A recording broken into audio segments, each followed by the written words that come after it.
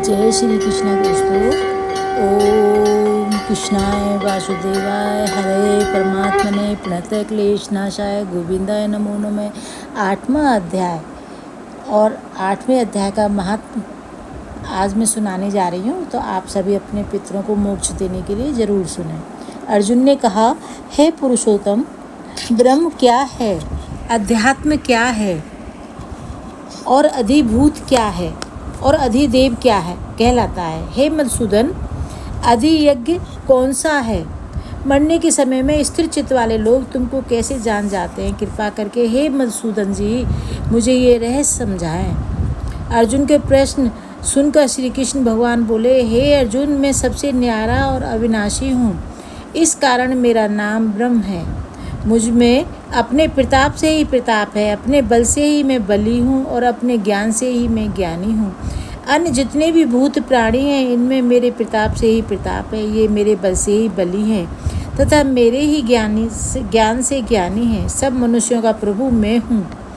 इस कारण से ही मेरा नाम अध्यात्म है और मैं ही सब भूत प्राणियों को उत्पन्न करता हूँ। मैं जिसकी जैसी कर्म रेखा खींच देता हूँ, उसको वैसा ही फल प्राप्त होता है। इस कारण से मुझको कर्म कहते हैं। पंचभूत का अविनाशी कर्ता मैं हूँ। इसी कारण मेरा नाम अधिभूत है और भी जो कुछ होने पर होनी अनहोनी है, उसका प्रभु भी मैं ही हूँ। इस कारण मेरा नाम अद्वैत है। और यह देवताओं के लिए जितने भी यज्ञ होते हैं, पितरों के लिए जो भी श्राद्ध होते हैं करते हैं, इन सब में सर्वप्रथम मेरी ही पूजा होती है। इस कारण मेरा नाम अविनाशी है। मेरा एक नाम और भी है, देह भरतंबर। अब उसका अर्थ सुन। जितने भी देहधारी हैं, इन सब में सबसे सुंदर मेरी देह है। देहधारियों में मेरी जैसी सुंदरता और बल किसी में नहीं है। देहधारियों की बात क्या कहूँ, मेरे जितने भी अवतार हैं, उन सब में मेरा यह अवतार महाश्रेष्ठ है। इसी कारण मेरा नाम देह भरतंबर है। और जो अंतकाल में मेरा स्मरण करते हुए देह त्यागते हैं, वे मेरे ही परमानंद अविनाशी पद को प्राप्त होते हैं। इसमें तनिक भी संदेह नहीं है। हे कुंती पुत्र, अंत समय में मनुष्य जिसका स्मरण करते हुए देह त्यागता है, वह उसी को पाता है। अतः तुम मुझ में ही मन लगाकर मेरा ही स्मरण करते हुए संग्राम करो, तुम निसंदेह मुझको आप मिलोगे।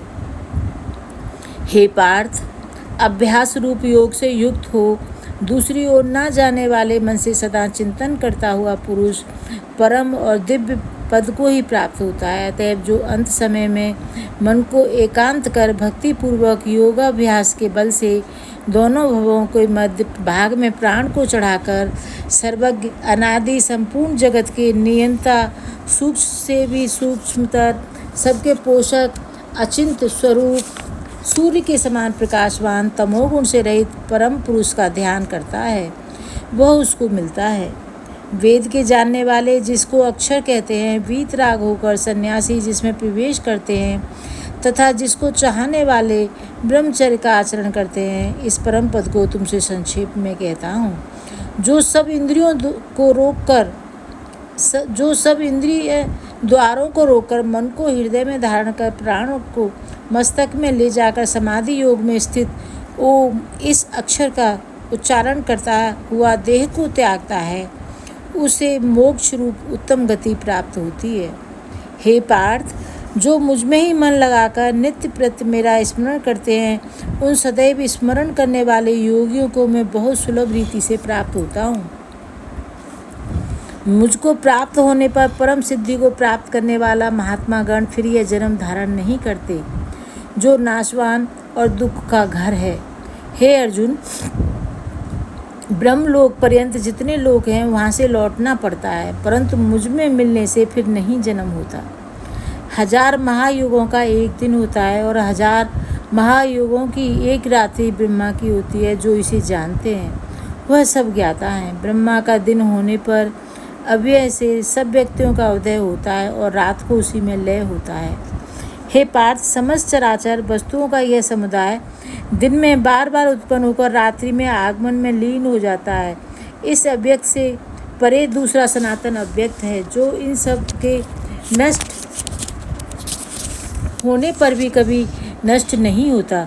उस अव्यक्त को ही अक्षर कहते हैं। वही परम गति है, जिसको प्राप्त करके फिर संसार में नहीं जन्मते। वही मेरा परम धाम है। हे पार्थ, जिसके अंतर्गत सब प्राणी हैं और जिसने उस समस्त जगत का विस्तार कर रखा है, वह श्रेष्ठ पुरुष अनन्य भक्ति से ही मिलता है। हे भरत श्रेष्ठ, जिस काल में योगी जन देह छोड़कर फिर नहीं लौटते हैं और जिस काल में अग्नि और प्रकाश और दिन शुक्ल पक्ष हो, ऐसे उत्तरायण के 6 महीने में मृत्यु को प्राप्त होते हैं। कृष्ण पक्ष दक्षिणायन के 6 महीने इनके मध्य गमन करने वाले चंद्रमा को ज्योति को पहुँचते हैं और लौट आते हैं। हे अर्जुन, संसार को चलाने वाली शुक्ल और कृष्ण नाम की 2 गतियाँ हैं। एक से आने पर फिर लौटना पड़ता है और दूसरी पर फिर लौटना नहीं होता। हे पार्थ, योगी इन दोनों गतियों का तत्व जानता है और इसी से मोह में नहीं पड़ता। अतएव हे अर्जुन, तुम सदा योग युक्त हो। वेद, यज्ञ, तप और दान से जो जो पुण्य फल बतलाए गए हैं, योगी उन सबसे अधिक ऐश्वर्य पाता है और सर्वोत्तम आदि स्थान पाता है। ये मैंने अध्याय का पाठ किया है। अब मैं महात्म्य सुनाने जा रही हूँ दोस्तों। 8वें अध्याय का महात्म्य इस प्रकार है। श्री नारायण जी बोले, हे लक्ष्मी, अब 8वें अध्याय का महात्म्य सुनो। दक्षिण देश में नर्मदा नदी के तट पर एक नगर है। उसमें सुशर्मा नामक एक धनवान ब्राह्मण रहता था। एक दिन उसने एक संत महात्मा से पूछा, हे ऋषिवर, मेरी संतान नहीं है, मैं क्या करूं?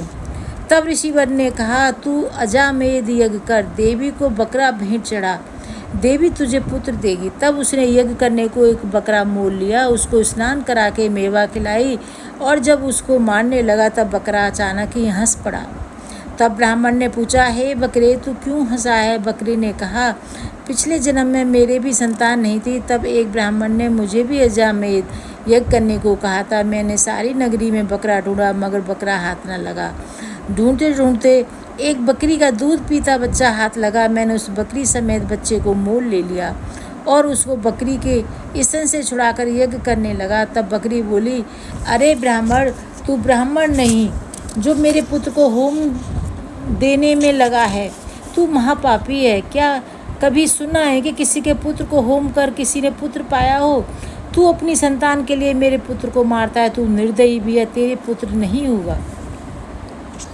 उस बकरी ने बहुत कहा, पर मैंने होम करा ही दिया। तब बकरी ने शाप दिया कि तेरा गला भी इसी भांति कटेगा। इतना कहकर तड़प कर बकरी मर गई। कई दिन बीते, मेरी भी मृत्यु हुई। यमदूत मारते मारते धर्मराज के पास ले गए। तब धर्मराज ने कहा, इसको नरक में डाल दो, ये बड़ा पापी है। उसके बाद में वानर आदि कई योनियों में जन्म लेकर भयंकर कष्ट भोगता रहा। अब बकरे का जन्म पाया, तब मुझे एक बाजीगर ने मोल ले लिया। सोचा अब सुख पाऊंगा, मगर अब तू छुरी लेकर मारने लगा। तब ब्राह्मण ने कहा, हे बकरे, तुझे भी जान प्यारी है। मैं अपने नेत्रों से देखी हुई कहता हूँ, कुरुक्षेत्र में मैं चंद्र सुशर्मा राजा स्नान करने आया। उसने ब्राह्मण से पूछा, ग्रहण में क्या दान करूं? उसने कहा, हे राजन, काले पुरुष का दान कर। तब राजा ने काले लोहे का पुरुष बनवाया, नेत्रों की जगह लाल जड़वा सोने के आभूषण पहनाकर तैयार किया। तब वह काला पुरुष कह कह शब्द करके हंसा और राजा डर गया। कोई बड़ा अवगुण है जो लोहे का पुरुष हंसा। तब लोहे के उस काले पुरुष ने ब्राह्मण को कहा, हे ब्राह्मण, तू मुझे लेगा? तब ब्राह्मण ने कहा, मैं तेरे सरीखे कई पचाए हैं। तब काले पुरुष ने कहा, तू मुझसे वह कारण बता जिस कारण से तूने अनेक दान पचाए हैं। तब विप्र ने कहा, जो गुण मेरे में है सो मैं ही जानता हूँ। तब वह काला पुरुष कह कह शब्द कर फट गया। उसमें से एक कालिका की मूर्ति निकल आई। तब विप्र ने गीता जी के 8वें अध्याय का पाठ किया। उस कालिका की मूर्ति ने सुनकर देह पलटी। जल की अंजलि भर के उस विप्र ने मूर्ति पर जल छिड़का। जल के छिड़कते ही तत्काल उसकी मुक्ति हो गई। बोलो सच्चिदानंद भगवान की जय। श्री कृष्ण गोविंद हरे मुरारी, हे नाथ नारायण वासुदेवा।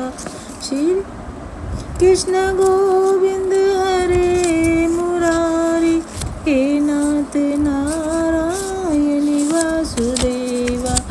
श्री कृष्ण भगवान जो भी इस कथा को सुन रहे हैं और मैं सुना रही हूँ, तो मेरे पितृगण और सभी के पितृजन मोक्ष को प्राप्त करें, पितृ दोष हमारे दूर हों, सभी पर कृपा करें और हमें पाप मुक्त करें, अपने दासों की दासी स्वीकार करें।